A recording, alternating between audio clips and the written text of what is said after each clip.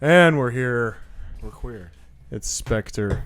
Inspector Gadget. We're almost done, boys. Yep. I'm getting sad. We're almost done with the bonds.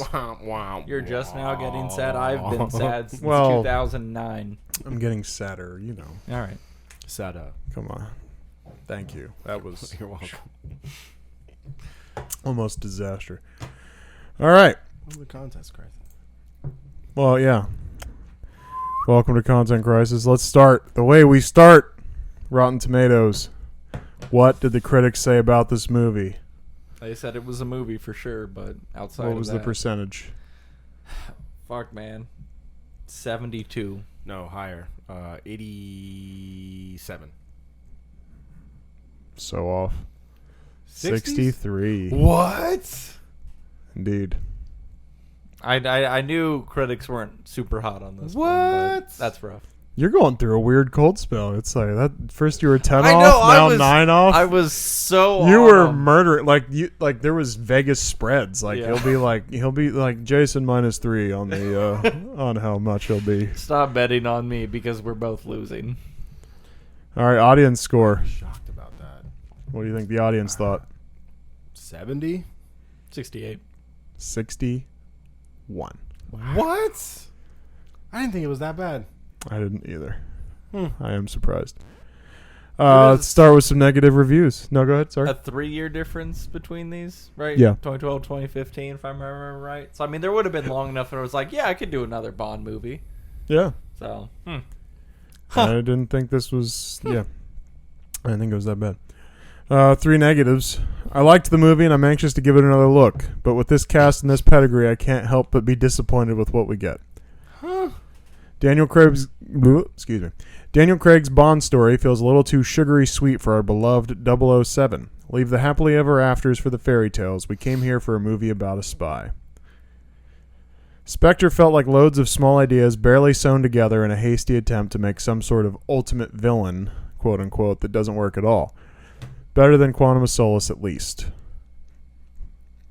Now, 3 positives. Great attention is given to making the CG disappear in favor of practical effects and authentic destruction, bringing back the amusement of older 007 adventures. I will always advocate for practical effects. Absolutely. They Yeah. are just so incredibly effective, and when you have a team that knows how to use and operate them, it is always going to be better. Mm-hmm. 1000%. Spectre is an immensely enjoyable Bond outing that grows stronger with each passing viewing. And whoops, I'm sorry, I did the same one twice, so we only get 2 positives on this one. Wow. So we can't say anything Okay, too it sucked, positive about apparently. it. All right, I'll go to Rotten Tomatoes. No. How rotten were those tomatoes? Spectre. Here we go. Inspector Gadget 2015. How bad was it? Almost. And I'm spent. And I'm spent. Hey, All right. we're getting late. One of the best movies of the franchise is buried somewhere under. Whoa, that one says it's positive, and it's actually very. One of the best movies. This is classified as positive. I don't think it That's is. how they get you. One of the best movies of the franchise is buried somewhere under the messy screenplay, but what can be found at the surface has much to appreciate. I guess that's like halfway there. It's a backhanded compliment. I like it despite the fact that it sucked. Yeah.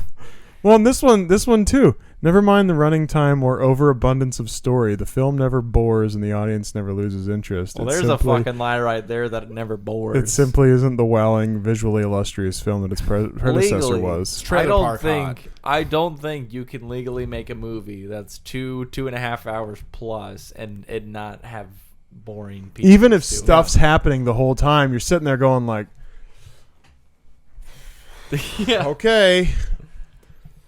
These are a bunch of uppity fucking amateur critics. Spectre never strays too far from the franchise formula, but this action film is still a thrilling ride. All right, we had enough positivity there. Yeah. That's good. No, it doesn't stray so much so that it reuses, in fact, some of the formula. All right, let's get to some likes and dislikes, gentlemen. For me personally, I said another tip of the cap to the old guard, bringing back classic villains. I dig that. Mm-hmm. Dislikes too long once again, and once again, what else is new?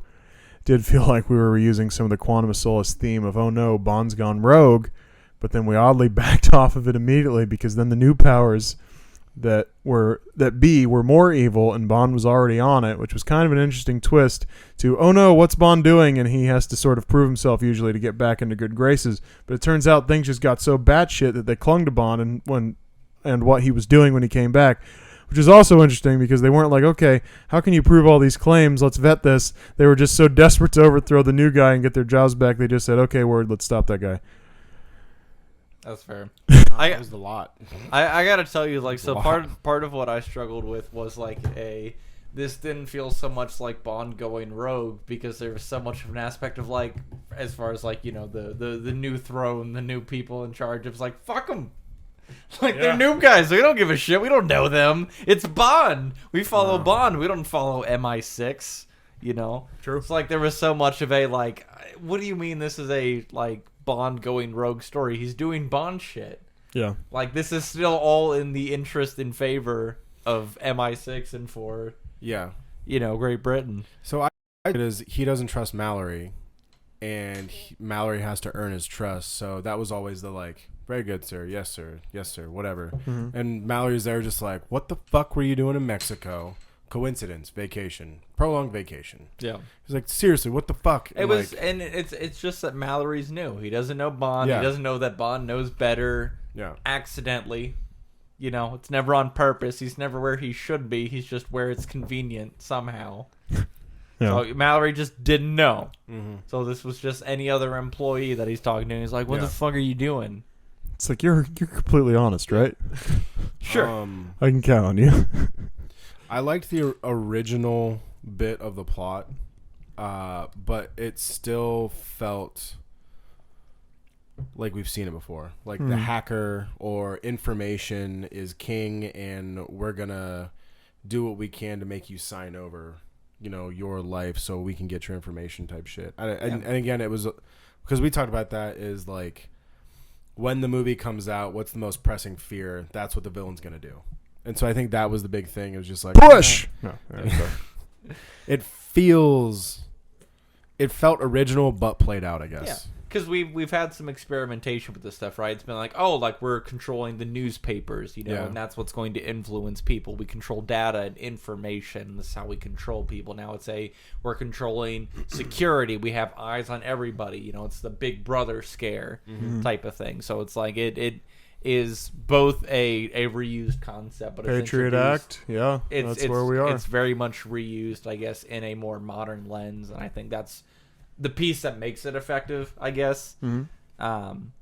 But, you know, again, conceptually, we are still doing the same, like, what are people afraid of right now? Mm-hmm. You know, that's the worst thing the Bond villain could be doing right now. Yep. Just go with that. Indeed. Another positive is they brought in a henchman who's not like the big villain, but a henchman like an Odd Job or a Jaws or something like that, who was recurring, who I thought was pretty cool. I mean, like, seeing Batista just beat the shit out of people was kind of cool. I have such a hard-on for an antagonist that doesn't speak any dialogue. Yeah. That is just... He said one fucking word. And it was in his death scene. Yeah. Yeah. I love that stuff so much. Because sometimes it's a way where it's like, oh, you just have like this cold, brooding character. But then in other ways, it's like he's like this mythological creature. Mm-hmm. You know, it's like I am an entity that is pursuing Bond.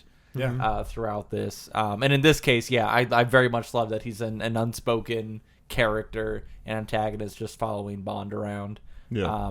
To me, this was super effective, and it's Batista, so it's lit.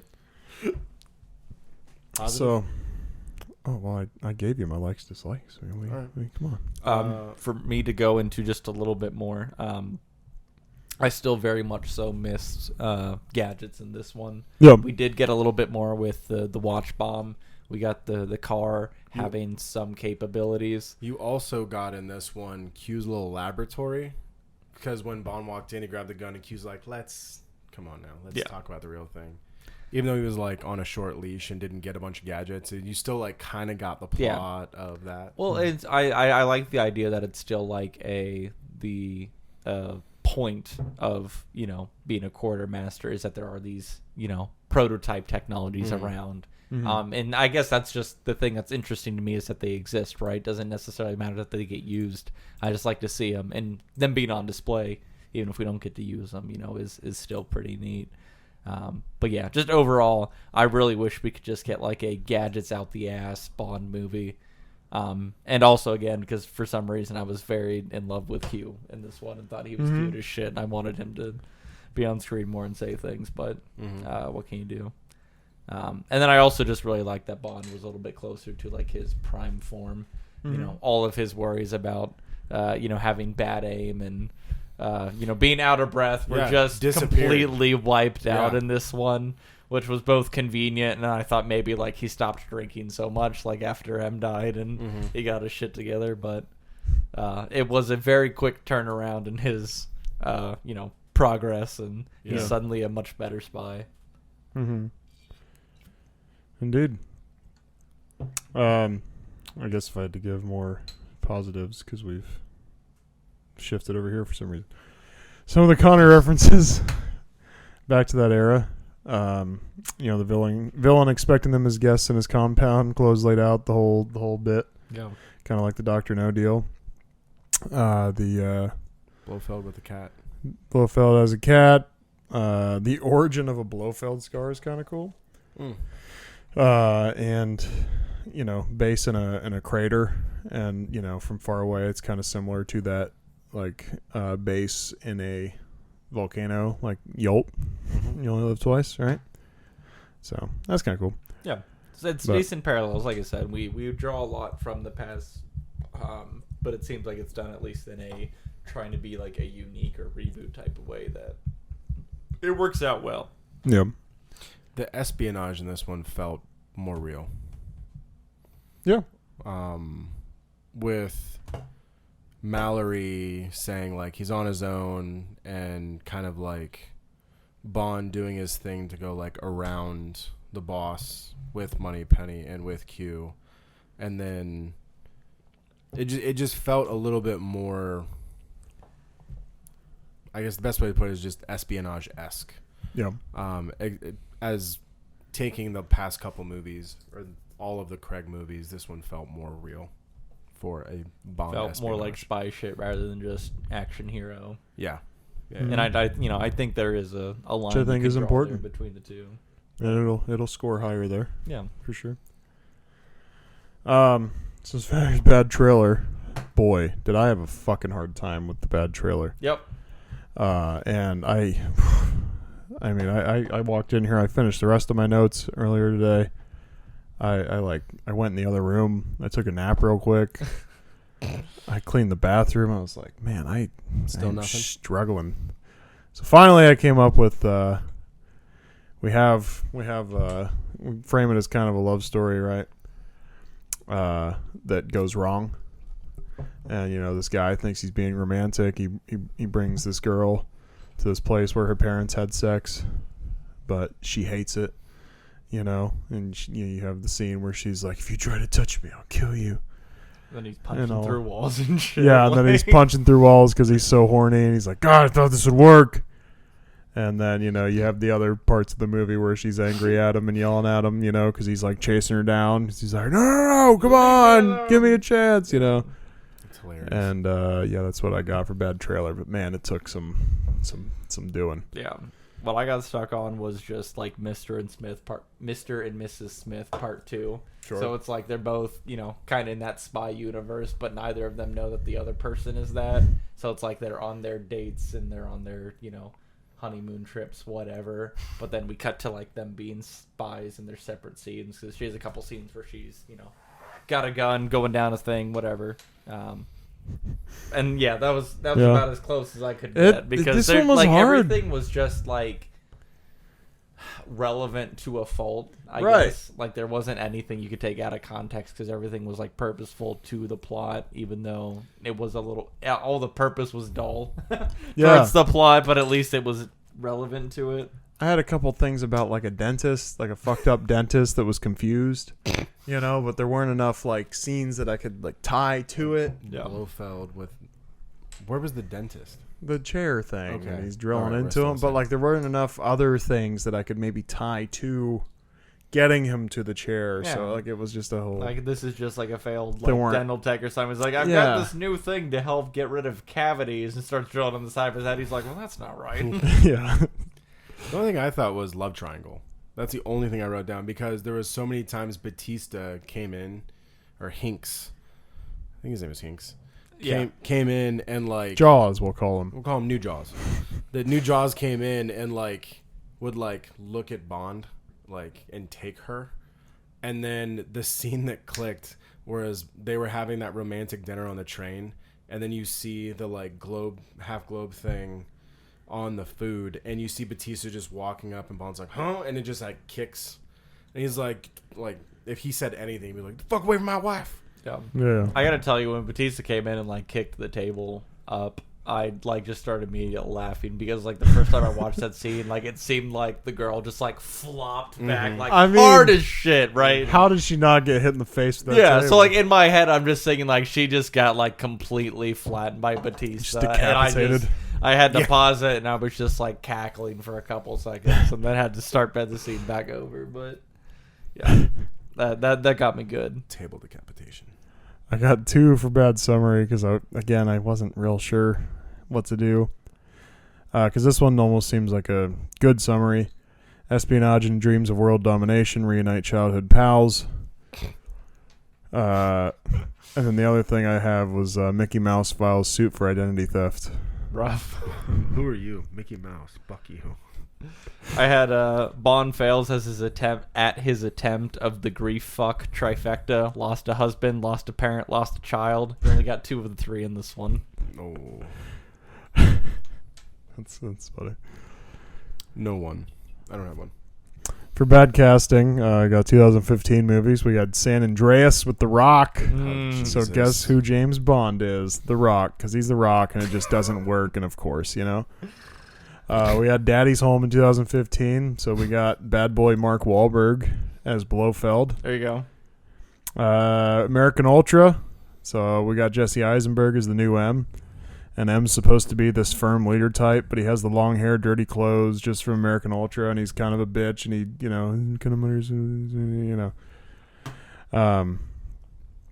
we got The Boy Next Door, which is a movie with Jennifer Lopez. And so Jennifer Lopez is going to be Madeline, because I think she isn't a good actor, so I don't think it works. There you go. There's a movie. I was waiting for this. There's a movie called Evil Bong 420 from 2015. And there's a character called the Ginger Dead Man. And it's small, and it's as ridiculous as you're imagining it.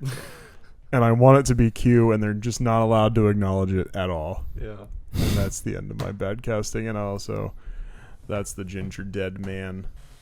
Yep. Yeah. It's as bad as you could expect. Now that seems interesting. Those are women. Yeah. Yeah. That makes But sense. anyhow. Yeah. I had Kevin James as Bond. Good. For some reason. I think Paul Blart, Mall Cop, the second movie, came out that year. So I was like, obviously, we just need to replace Bond with someone who couldn't possibly. Mm-hmm. Kristen Stewart as Madeline. I just wanted someone who was just dead and had nothing because she also really had nothing to give in this movie. And then, but man, does she fine? Yeah. And then, as far as speaking with a French accent, if you just do that always, given the option, just do it. And then Robert Downey Jr. as Blofeld. For some reason, as I'm going through this, I was just thinking if we had like Blofeld in all these scenes where it's like, he's all obfuscated, there's the dark shadows on him and everything, and then if it was just Robert Downey Jr.'s kind of arrogance and flippant personality and a little bit of sass on it. Are we thinking like early drug addicted kind of Robert Downey Jr.? I think so, right? I think we need a little bit of that quality there. I just think it would have made this character not even worse, but just a different type of this character, and it would have been really interesting. I dig that. Yeah. All right. So let's get into it a little bit. How about that tentacle porn open, huh? I wrote down tentacle porn right there. I knew that was going to come up. And honestly, I don't understand really what the correlation is between Spectre and it being an octopus outside of the ring, and then on the computer for whatever reason they just had it laid out. Yeah, And then the I think octopus it's because Captain America already took the Hydra, right? Right. So it's like they had to use another multi-tendrilled. Am I tripping, or did the octopus only have 6 legs on that little like web they made of the different people? Oh, I wasn't paying attention. It could have. The only I thing I didn't could look think into of it, was but- that when they started it all, the guys that Blofeld were like, all right, him, and him were like, oh, there's 8 of us. And that's the only thing I could think of is just like, what has 8 things? Oh, octopus. And that guy couldn't count. He was like, no, it's only. It's just like, yeah, make us rings. Or they like, But we'll killed get 2 guys more. off. like no, there's 6 of us. So like, well, I've octopus got has a 8. I've got a Like, secretary. I made Yeah. the rings already, and it's, Yeah. I've already made the rings, and I am not sending these back. So I am Wait, not remaking the these. rings only have 6 too. so there's not a problem. That was a test. You passed. Put the Good fucking job. ring on. All right, we're done. I don't want to hear about it again. Who are you, Mickey Mouse? But yeah, this theme overall, I know when I was reading through like some comments and stuff, I saw people saying that like they felt, because this was Sam Smith, I think, was the one saying it, Yep. and they were like this doesn't fit a Bond song at all. I thought the song was pretty solid. It wasn't. So bad. tell me your thoughts. Regardless of if it was solid or not, I still don't think it fits as a Bond song. Why? Well, there's been a couple. There's From been a a couple lyrical other of these. content perspective, I don't think it really It's applied to too yeah, much. like but- think about this and think about like the License to Kill song. Or no, I actually kind of like that one. Fuck, which one am I thinking of right now? Madonna. Dude, like why? Just shut up. just shut up. Don't speak on this podcast where we're supposed to talk. God damn it! What How the dare fuck you. movie was that? Just think. Maybe it was the other Timothy Dalton one. Bond movie. What's wrong with Maybe you? it was the other Timothy Dalton one. How did the Living Daylights one go? Man, What's the point you're getting at? just this like soft had more to do with a love story than it did with, because that's not the whole thing with the Bond thing. And you know, the Sam Smith song lyrically and tonally, as far as it being soft, not saying it's a bad song, Yeah. but coupled with it being the intro to a Bond movie where there's a lot of violent shit happening, and I would say their love story is not the main part of the movie or even really close to it. However, this is the only gal so far that has told Daniel Craig Bond that she loves him. Correct. Well, sure, but I mean, him and So Vesper not- were in love. It's not as if, you This know. is real love, though.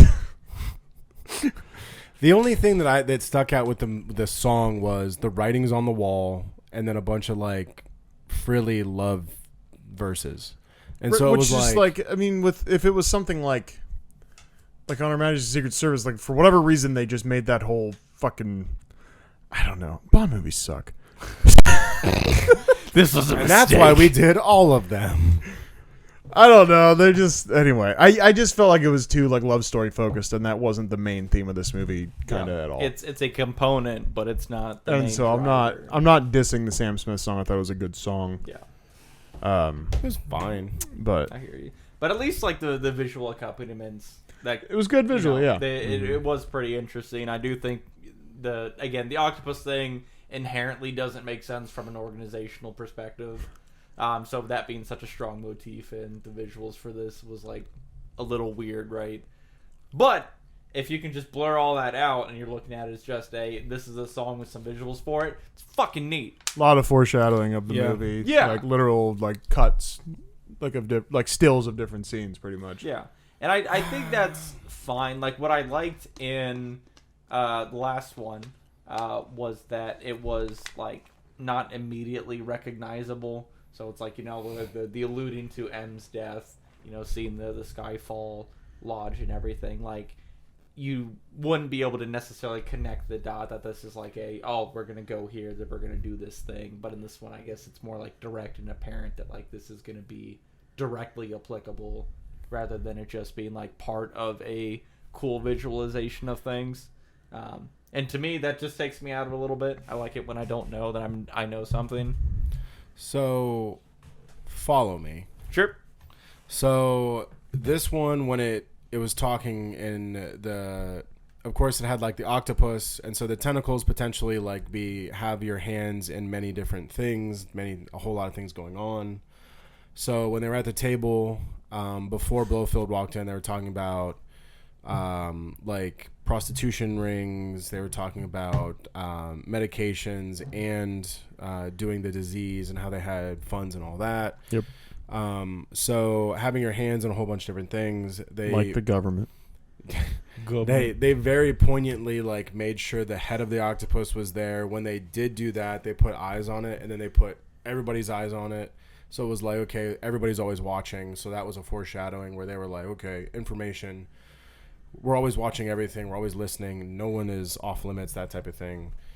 So I get that. And so potentially maybe it wasn't so much the octopus signified all the people in it, but it was also the octopus having so many hands that it could do so many things, and it was able to be in so many places, quote unquote, at once, potentially.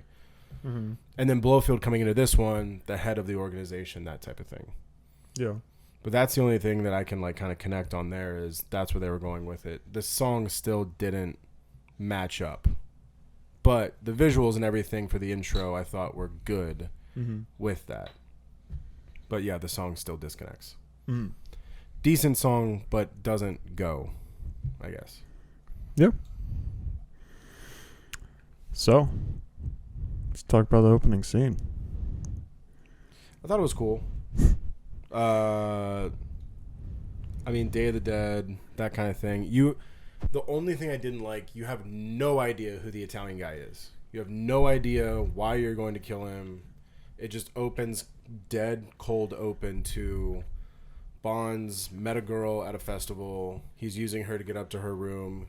He jumps out and goes, listens, ends up following him, that kind of thing. But you have no fucking idea because you don't know about the message from M at that point. And the thing that kind of damages this piece, right, is that in a traditional Bond movie, your opening scene is mostly to fairly irrelevant to the rest of the movie. Mm-hmm.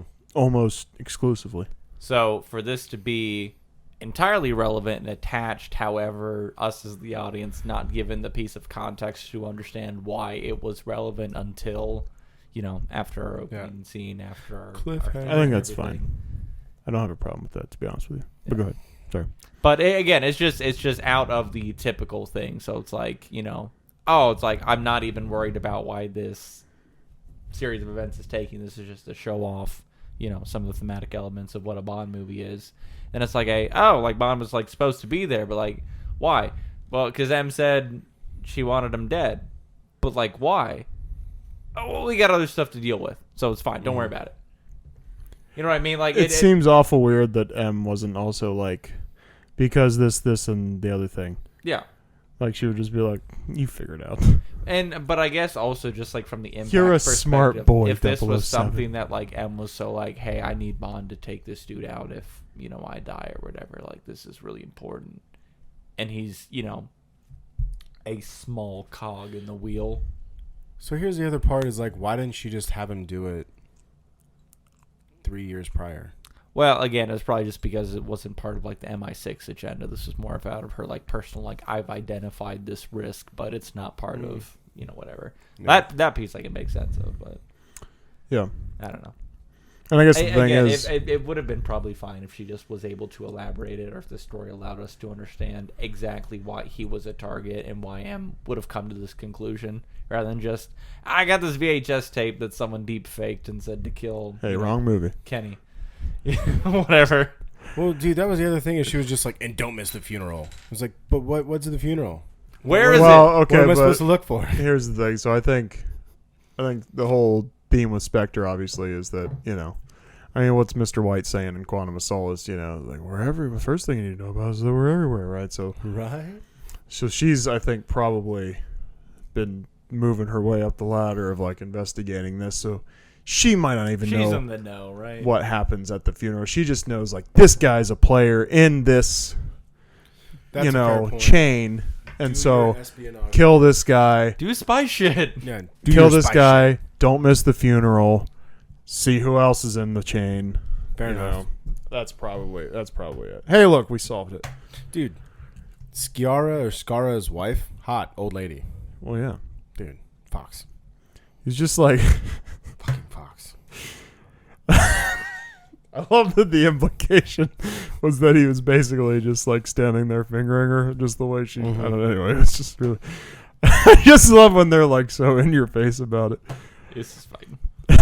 It's like, they're meeting at midnight. What time is it? 9:30. Good. Let's do this.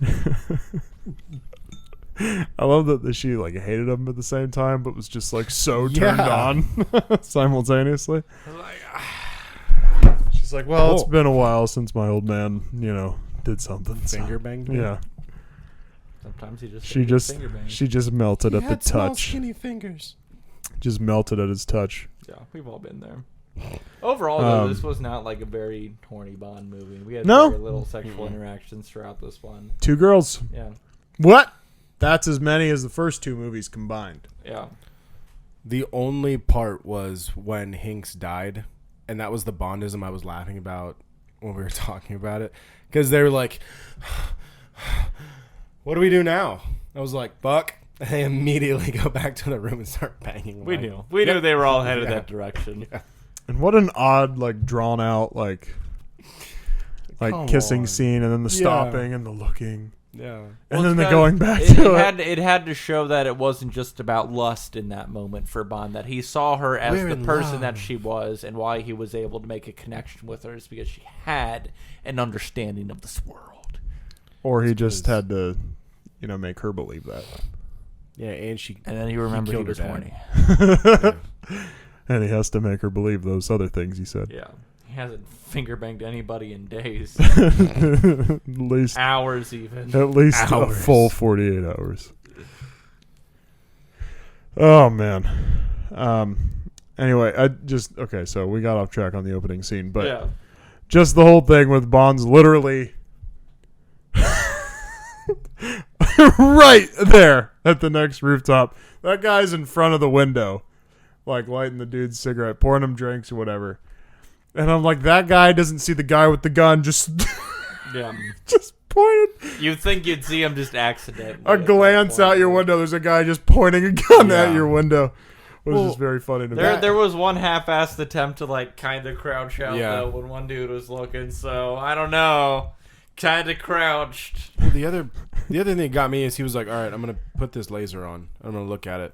And the laser. What does Bond need a fucking laser for? But he also didn't point it at anybody's head or anything. He was just like, nah, just leave it. What's going on? Like, we'll figure it out. First, he's like watching. He's trying to get the intel right. He's got the radio in the room. But it's the fact that when the guys see it, it's the smoke. The laser's in between both of them. And then Bond's like, oh, shit. And just starts fucking killing people. Because I don't think I think at first it was let's get some intel type of deal. I feel like you just don't turn the laser on. Well, no shit. First of all, no shit. Come on, man. And then just shoot everyone else but that guy at first. Like when you just, I don't know. Anyway, it seemed like a real fuck it moment because he shot like 1, 2, 3, and the guy left. So he was like, fuck it, bomb. Yeah. Why would you not make sure the first dude you killed is the one that you're supposed to kill? Well, because there's a big helicopter chase. And in that helicopter chase, no one's going to alert any sort of, like, authorities that, would come deal with, like, a out-of-control helicopter. Like, how long was that whole scene? And just no one showed up, and then you're telling me Bond's just going to fly away in the helicopter? With 2 bodies falling, or 2 or 3 bodies falling out of the helicopter. Yeah, 2 bodies, I think he kicked out of there. And it was just very funny that like helicopter scene, okay? No one was gonna like come try to like shut land the helicopter, shut it down, whatever. Like he just get the tail number away. Of that. We'll figure it out. Yeah. I think variety wise that scene works out better for me because they're fighting on board the helicopter. It's a fight scene, not a chase scene. Right. Okay. Now the running is irritating. It fits for me. Well, hold on, because I think I even made a bitch. I was like, oh great, like a foot chase. You know, it was like the worst flavor. Literally the worst. Foot chase. Yeah, when they slow down and they're kind of like doing the. It's like does one step. Like the episode 6, one step. kind of deal, It's like, you know. no. Damn it. What can you do? Didn't mean to bring Star Wars into Bond. Sorry. I feel like I keep talking. Jason, what do you got? I wanted to talk about, as far as this being I don't know which one to open up with. Let's open up with just the escalation of plot. So when we did Indiana Jones, right? The only way is up as far as why we're doing anything. We get a little bit of, mythical, magical things. And the only way to make the next movie equally as interesting is to still have a little bit of that mythical, magical, but you scale it up a bit. Yeah. We start off with, we opened a magic box, everyone dies or whatever. And then eventually, aliens and time travel, right? You have to escalate because otherwise the stakes just aren't as high. And then if they're not, then this is just an average day. This isn't worth. Or is that a mistake that some movies make, though? I think it is a mistake, right? Because could you have made another religious artifact movie, Indiana Jones, and not? I think not you could have, and to speak to that from like the James Bond perspective, with this one, it's like, oh great, we got the bigger, badder organization that's more involved with everything and more hiding in the shadows than you ever thought, and you need to stop them so much more than you've ever needed to stop anything ever before. And it's like, great.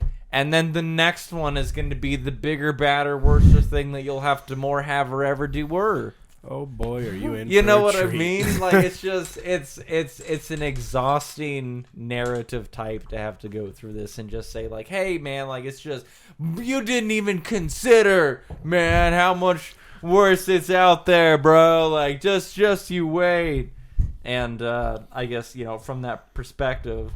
Especially with him just being a single person, a single spy in this, like how much higher can you realistically raise the stakes to where this is just like this could have happened to any spy. This is just Bond's story too. Bond is basically Jesus Christ walking on Earth and the world happened to him. Yeah. You know what I mean? And I feel like that's the way these movies end up getting by the end of these franchises is that whoever your focus is Jesus Christ on Earth and the world is happening to them. Yeah. And if that has to happen or if you can have just another, political disarray that we need to be involved with, another, nuclear attack. James Bond loves nuclear attacks. Mm-hmm. Let's just do another one, kind of thing like that. Let's just hold some nukes, hold the world ransom however that line in Austin Powers is. So give me some feedback. Is it worth it to keep raising the stakes? No. Is it worth it to just like keep on doing different flavors of the same shit? No. I felt like. So how do you win? So that's the thing. How do you scale it? Help me out, guys. How do you win? Write an original goddamn story. There's a problem with all the bullshit coming out of Hollywood anymore. Is everybody just goes, well, we could, give, somebody a chance that, had an original idea, wrote a script, submitted it, or we could throw all of those scripts in a drawer and go, hey, thanks for doing that.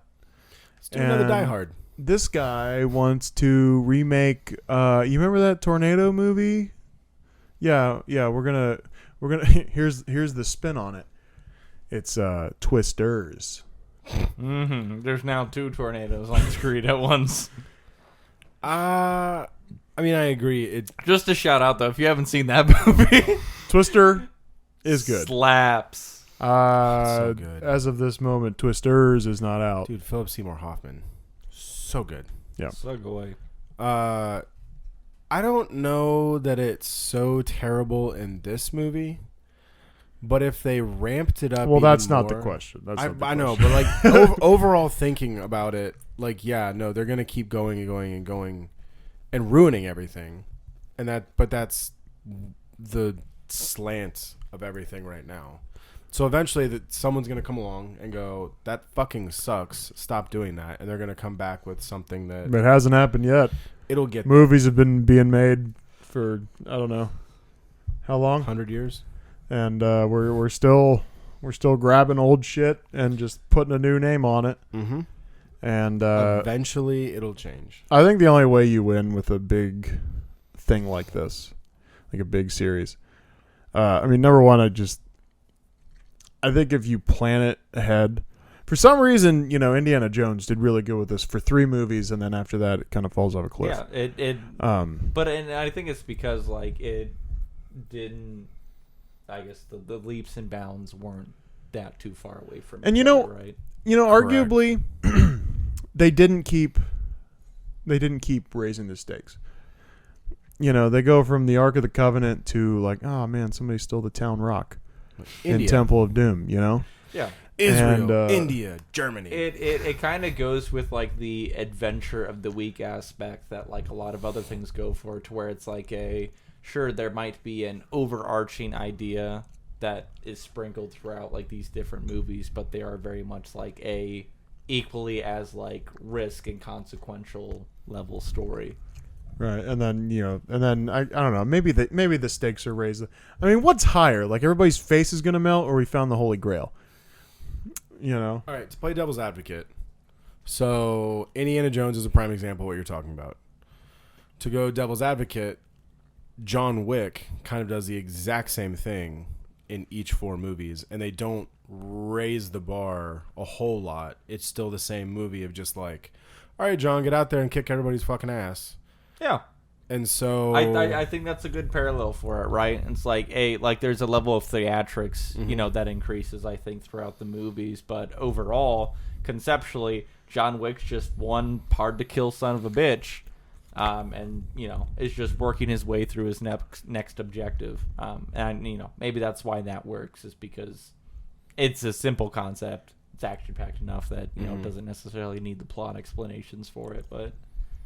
Yeah, I don't know. And I will defend the Bond movies a little bit, because I do think, I'm sure some things changed, right? But I think it seems to me that from Casino Royale to this point, and I do remember when this movie was coming out, they were talking about it being Craig's last movie. Obviously, it was not Craig's last movie. What? Our viewers at home are shocked by these spoilers. Obviously, it was not. But I think from Casino Royale to this point, their plan was, we're going to slowly build it up to Spectre, because Spectre was always a thing, going back to the Fleming books, and then obviously the Bond movies, the Connery era and that kind of thing. So kind of leading up into Spectre, right? We go through the levels and we discover Spectre. So then, No Time to Die, they kind of had to make up these other villains, and they were like, oh, and they want to, sterilize the planet and the whole thing. But because I think Craig was like, well, one more. I've got time. Yeah. So I will defend this a little bit, because I don't think it was quite the classic Hollywood, like, well, now we gotta this, now we gotta that. It wasn't a huge ramp up. I think it was like, as you would say, insert Joker voice here, it's all a part of the plan. Yeah. But but overall, I do agree with the concept of like, we keep raising the stakes here. And I think a lot of it comes just from the fact where it's like, I've been pulling the strings the whole time. It goes to like Flashpoint where it's like, it was me, Barry. I jerked you off in supersonic speed, so you came in your pants. It's that where it's like, I've been pulling the strings the whole time. It is like very douchebag heavy when you go movie to movie of like oh, the last guy was like, oh, you think he was an evil mastermind? I agree with that sentiment of like, each guy being like, he thought he pulled strings. I pulled fucking strings. Let me tell you, I pulled his strings. And it works when it makes sense, right? And that's why I kind of felt like he got wasted a little bit as far as his character, because he's a classic Bond villain. And it's Christoph fucking Waltz, man. Yeah, so it's like, and Come again, on. we talked about this a little bit earlier. I needed him featured more. I think this could have been something that was broken up into 2 movies, right? Like the first one is grand reveal, like, oh, it's him. He still gets the scar and everything, but like this is the OBJ because he controls all this. He gets the scar in this movie continues in the next movie with the scar, like that would be that'd be perfect. And I just think that in order for us to ramp up to that, for us to take advantage of all this fan service that we're creating by reusing him and not making him an original villain, that's what it deserves. So for me watching this again was just kind of disappointing in that aspect because the capacity was there. If we could have broken this up into 2 movies, and sure, maybe that next one is Craig's last one, and it's 2 years later, whatever. Yeah. But just to fully utilize this character that we're resurrecting from the Bond graveyard, it has to be worth it. And in this case, it wasn't. It wasn't worth it for him to be this named character from the old Bond movies. He could have been literally anybody.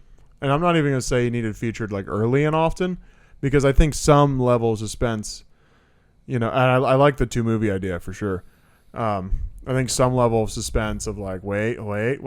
But then once he's in the movie, I think he needs to be in the movie like very often from this point on.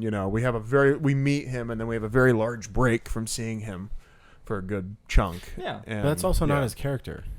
He's in the shadows. He's, like you said, pulling the strings. No, I know, but like when he is in the shadow, I'm not saying he should have a press conference or anything like that. But like, think about it this way: he's in the shadows, but got sprinkled in throughout.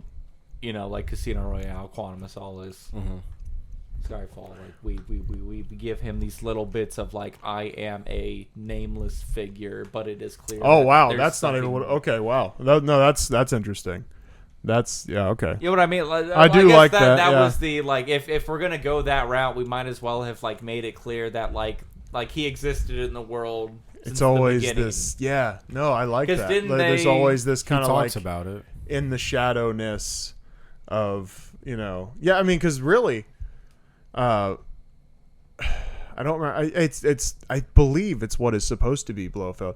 Like his first appearance really is from Russia with Love, because he has number 2 and that whatever the Frau or whoever, walk in and he's kind of pitting them against each other, and he's just the cat, but he's faceless. Yeah. And I think I think Bond does not meet Blofeld until You Only Live Twice. Is that right?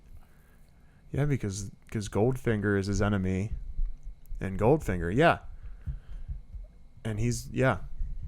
So the awareness was there, yeah. Right? You knew that was a plot device somewhere, right? Fantastic breakthrough, Jason. I love it. Now, all we need is a time machine. We got to tell MGM to, we figured it out. Hey, man, Don't worry. Hey, just remake them all. Trust me. If you do this, it might get its billion. Or it's, yeah. Yeah, the second billion of the Bond franchise. Oh, okay. I thought it sounded like you were going to say something. Nope. No. One other thing I just want to touch on real quick before we wrap up.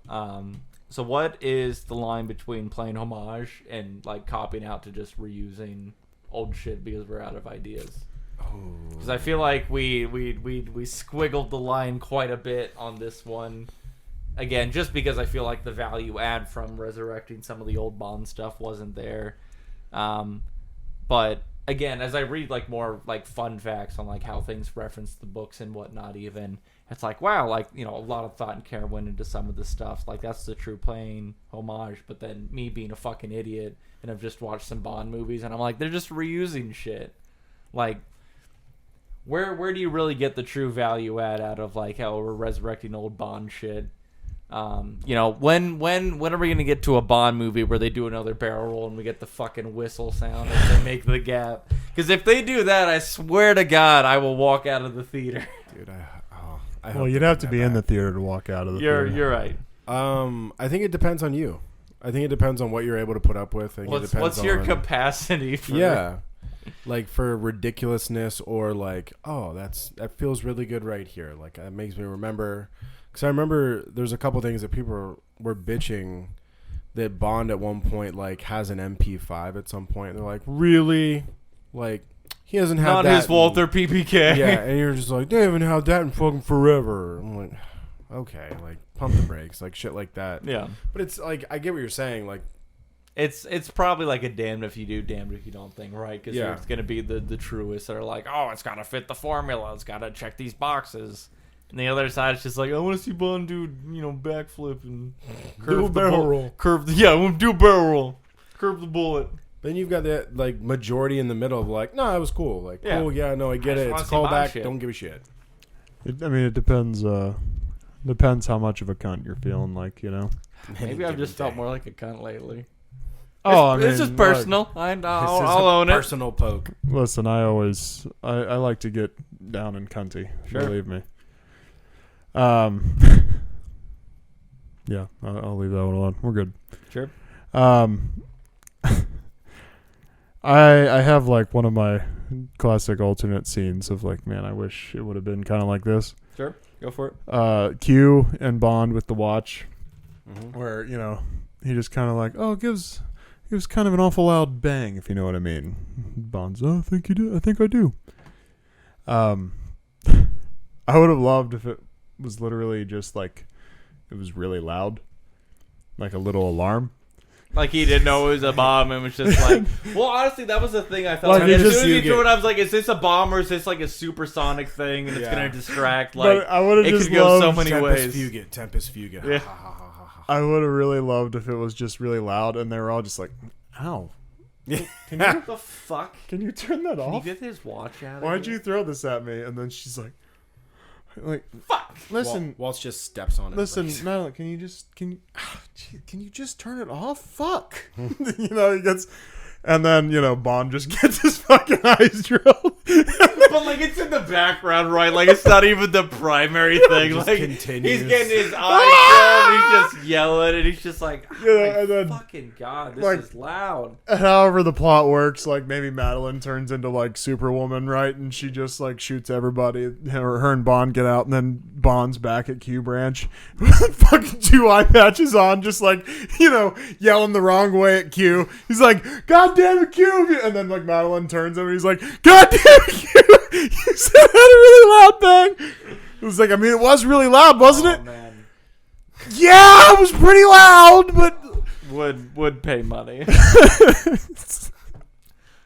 Fuck. It is like absolutely amazing how high functioning he was. After hearing about like, oh, like I expected him to be like, like not able Yes. to function. how much would you not have able to paid? communicate. Oh, man, I would have given Daniel Craig at least a 6-pack.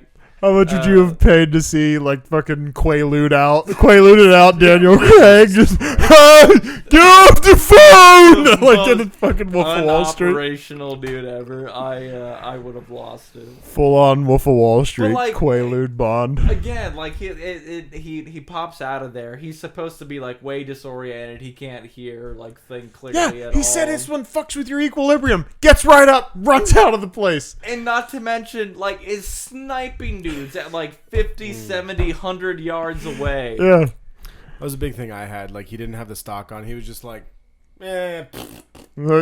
and like just like you said, sniping dudes. Well, yeah, especially when gal we saw in the last one, I can't remember what her name was, when they were trying to shoot the shot that was on her head. Yeah. I can't remember what her character's name was. Really, you're the one that kept saying it. Silva's chick. Yeah. Sabbatical. Severin. Yeah, no, sabbatical. Yeah. Sabbatical pussy. So when we shot Samantha in the wherever, it's like he was struggling right to make that shot, and like sure, the adrenaline rush, and he got like kind of close, but was off center or whatever, and then again. He gets drilled in, whatever this did, like leaks the alcohol out of his brain. Yeah. And somehow he's just like sniping these dudes just like with the utmost accuracy that I haven't seen since Modern Warfare 2 lobbies. And these henchmen are, classic Stormtrooper. Classic Stormtrooper Half aim. of them didn't even shoot. They waited. Yeah. They just waited to die. The classic Stormtrooper aim Yeah. of the henchmen. Yeah. Cabbage. My big thing was it felt like it took forever for them to get there, and then that whole scene, or the whole time they're spent in that compound, was nothing. Mm-hmm. And like, hey, meet us at dinner. Cool, let's go do this thing. By the Hey. way, when was dinner? Yeah, they didn't even do dinner. They didn't do drinks at They dinner. served Bond drills into the head for dinner. Because they did the whole like walk through. Hey, Madeline, here's your dad killing himself. Maybe Madeline got to eat when Bond was unconscious. Oh, maybe they did. That was drinks and dinner. James got an IV in the chair. But yeah, it felt so fucking short. And then he sniped everybody. Fucking pulled the stock out, and that's gonna change things. It hit someone from like 200 yards away, and then he's like, they all of a sudden they're up on the helicopter platform. He's like, let's go home. And then you see we're the whole not done thing. yet. You see the whole thing again, practical effect, fucking cool. You're like, oh, neat. I do like the way it kind of blew up, and then very much so blew up. It was. And a of nice course, touch. you see the cars Yeah, the coming cars out. going Oh, out, yeah. Blofeld got out. Yeah. Yeah. But still, like, Yeah. I don't know. It felt so fucking short. And then he even says something like, we're not done yet. Yeah. Or some shit like that. And you're like, come on, man. Okay, Dwayne the Rock Johnson, Yeah. with your action hero line. Unfinished business. What? Tune in next time. Where was the staff on the train? You know, like You saw one of them. he got Iron their this. fucking iron this, and then they got served their drinks. Yeah, you just set it down. But they have this huge fight with Batista. They go through like 4 train cars. Not a soul. Yeah. Was there a bartender in the bar when they first got in there? I think someone may have ran, Okay. but like, I mean, you got to think, bro. Where Like that the dude's making fuck? $16.50 an hour. Like he's gonna jet. Like he said, "Chico down." He's like, I will not get paid if I interfere. That he man jumped is off huge. the train. Yeah. Yeah, that was such a funny Oh, fucking thing. oh, the Hawk is fighting a little guy. Yeah. I'm out. A tiny Brit. The little guy's not You know, going to help. I haven't taken my lunch yet. I'm gonna get the fuck out of here. I just mean, where are the guests on this train? Where are the staff? Like, That was the and other then thing. this was a red eye. They destroyed Dude. 3 cars of the train. It was packed for dinner. Right. And then Batista gets in there and everybody's gone. It's and then they're like, "Oh, we destroyed 3 cars." And then, okay, we're gonna go back to room and fuck now. Everybody's good with that. Okay, cool. And then just no one even was like, You would have think like the Hey, the what the train fuck master happened would have back been here? like, I have so many questions. Yeah. Hey, Bond's like 10 pumps in. They're like, someone needs to pay the bill. Help me out. What's job title of the dude that runs? Is it a conductor? Is that what I'm Yeah, I thinking think of? so, yeah. Okay. Wait, yeah, what did you say, train master? he's the captain of the Dungeon train. master. Train master. It was the most equivalent thing Train my brain master. could get out by the end of that sentence wrapping up. What the Who? grand Train master! The Who's grand the train master? the grand wizard of the train. Who is it? The head of Hogwarts? Who drives the train? Yeah, it's Hagrid. It's just Hagrid. The game warden. Fucking Fucking Kincaid! He runs the open train business. Kincaid, what the And fuck then are you doing Bond here? fucked it up. Kincaid doesn't even knock. He just walks in. James. Kincaid, this is Tunisia. Huh? Do you think Emma's still warm? Emma. Oh, boy. That's good.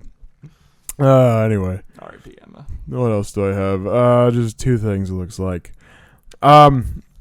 The on-screen timing, as far as the bomb going off, said he had 3 minutes. It was 3.5 minutes, so it wasn't too far off. All right. I like it when they're close. And it was, and the 44 seconds was legit when there were 44 seconds when he gets Madeline out of the room. By the way, I don't think there's any goddamn fucking way they get out of there. It's a lot of running down to that boat, but whatever. So that's cool. A lot of shit collapsing in them that goes straight in a boat also. Yep. And I don't think anyone's that good to take out a helicopter with a pistol. Dude, no fucking way does that happen. And Again, especially because it's Bond, who's, a recovering alcohol addicted piece of shit, right? Like, yeah. Unless it's like, maybe then. And then the other thing with the helicopter, like, the final confrontation with Blofeld on the bridge, he decides not to shoot him because he's out of bullets, and he just tosses the gun off the bridge. Yeah. And then seems like irresponsible gun ownership. I don't know much. Yeah. Unless that England's different. is in the gun safety course, that when you're done with a gun, responsibly dispose of it. Yep. Unless, of course, In a you're river. throwing it into a body of water, in which case, fuck it. Yeah, I did really specifically like that scene because M. Mallory had made the comment earlier that, like the difference between like the 007 or the 00 program and managing everything from a security perspective. Yep. The license to kill was also a license to not kill, right? kill. It's the conscious to Yep. shoot or not shoot. I like that. So I felt like that was just like a very good way to cement that particular thing as far as a, boots on the ground perspective to just like the digital management of security and defense perspective. So I did like that quite a bit, but then it's just like okay, not sure if that was like the best move, that good for not shooting them, but like you could have just turned around. Yeah, you can turn that in. Yeah. If you're retiring, you can go ahead and turn that right in. Yeah, some kid with the magnet's gonna find that tomorrow, and this isn't the one that needs your fingerprint, so. Nice. When M is talking to C, Yeah. and C's like, M must be moronic. And he pulls the gun and shoots, and he goes, well, we know what C stands for. My head immediately Cunt. went to cunt. Cunt. Yeah. And he was like, careless. I was like, no. Yeah. Come on. It's like, you misused it. Come on, man. And that was obviously what Bond was getting at, right? Because what the fuck yeah. else was C? Yeah. And then how does the dude just not just be like, what the fuck? Like, new acquaintance, and you're just like, you just going right into calling me cunt? Dude, he sucked. meant that, He right? sucked in general because like he opens up, he comes in, he's like, oh, my door's always open to my employees. Yeah. And I was like, you don't talk to Bond like that. come Like on. he's half of MI6 from a getting shit done perspective. You know how many times he's made sure your world doesn't end, fuckface. Yeah. And that's when we go back to, it's like, how like inconsequential is Bond's missions? Like, what if everybody else is doing like 10 times more important shit, and like whatever Bond is doing is the bitch work, and they're just trying to keep him busy, and like that's why leadership treats him like garbage. What if even just like in that scenario, C's like, yeah, all my employees. And Bond goes, all right, very good. You good? And then all of a sudden the next day is like, well, C got poisoned last night. He's dead. Like, we don't know what the fuck happened. He's just dead. Or And like, they're- oh, and they're- someone cut his brakes. He ran into the river. He drowned. Like, And they're- with 2 bullets in his head. It was weird. And they're mad at Bond. Like, Bond, you can't keep doing this every time somebody comes in. Wah! Wah! What are you talking about? Little you're welcome, maybe. What I guess budget box office. I mean, $250 for budget. yeah, budget legally always goes up, so 250 seems right. We have the range again.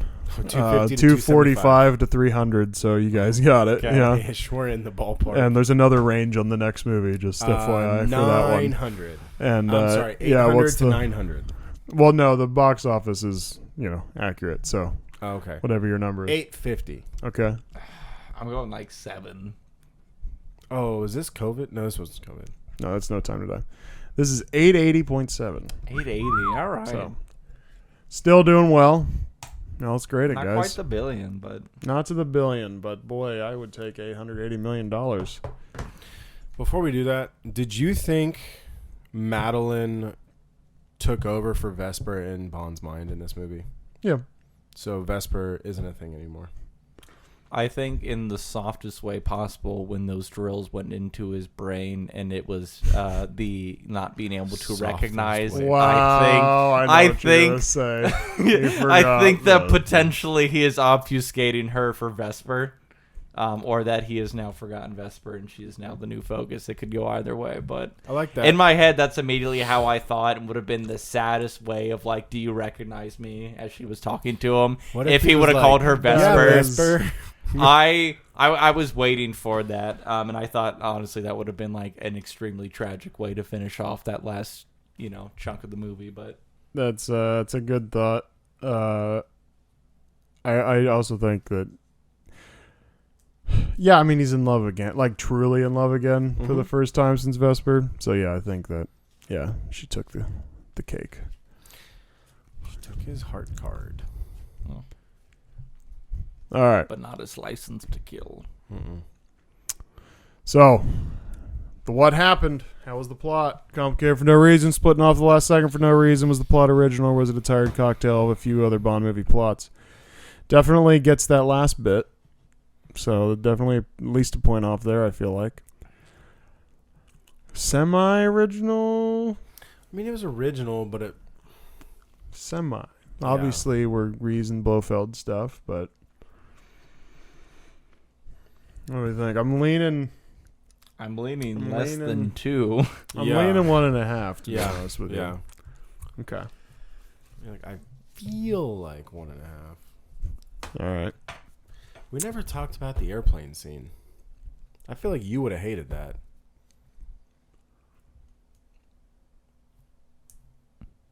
I don't know. Just meh. I guess it just didn't really bother me that much. Maybe I was too caught up on the fact that we were reusing things that it just didn't click, but... Fair enough. Mm-hmm. All right. To be honest, I'm blanking on the airplane scene right now. In the mountains, Hinks takes Madeline 3 cars. Oh. Bond follows in an airplane. Yeah, that was awful Bond is reckless. Shooting out of the airplane. To a bulletproof car, by the way. Super reckless. Like, I mean, you know, the one Land Rover drives off and hits something. Like, what if that was the one she was in? And it's just like, just recklessly going after her. Yeah. In a way that she's like, I mean, honestly, that would have been the best twist. Is like she just dies, and then he's like, "Oh fuck." Yeah. I do really love once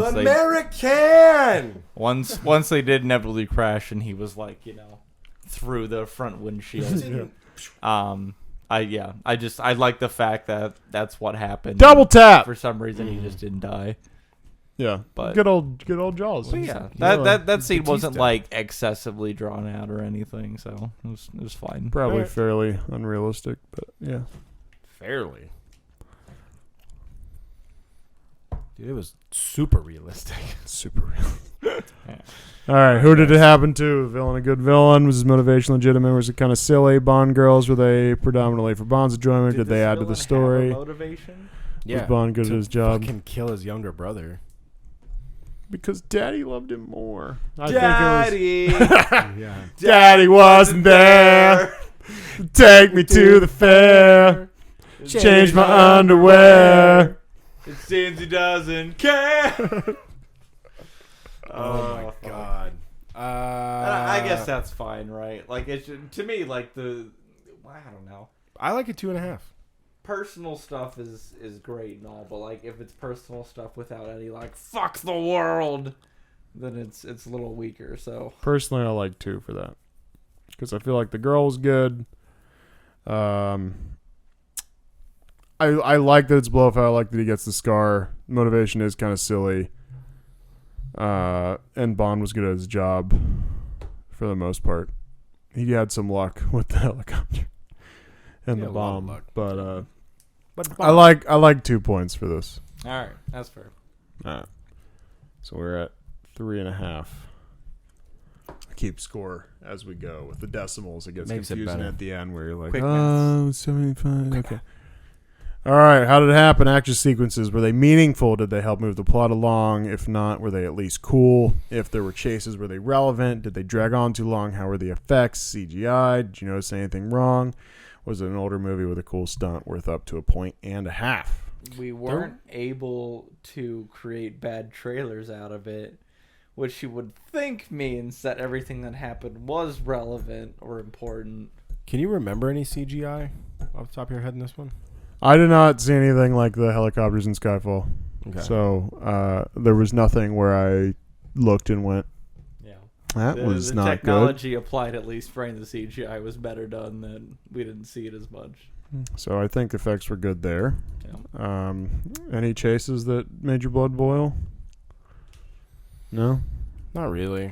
It looks like we might be at 1.5 for this, eh? Yes. We might got all points, son. All right. Well, that moves us to 5.